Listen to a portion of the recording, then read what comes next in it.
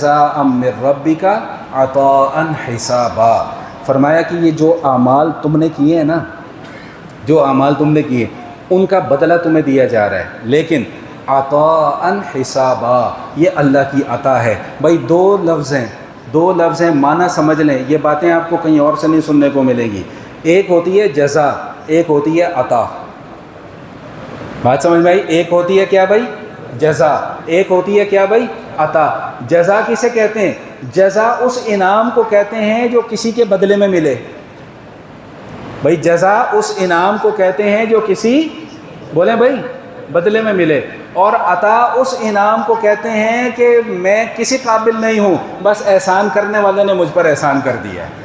تو اللہ فرما رہے ہیں کہ بھائی تم نے اعمال بھی کرنے ہیں، اعمال کا بدلہ بھی دیا جائے گا، لیکن حقیقت میں جو انعامات ہیں نا وہ عطائے ربی ہیں، وہ اللہ کا انعام ہے۔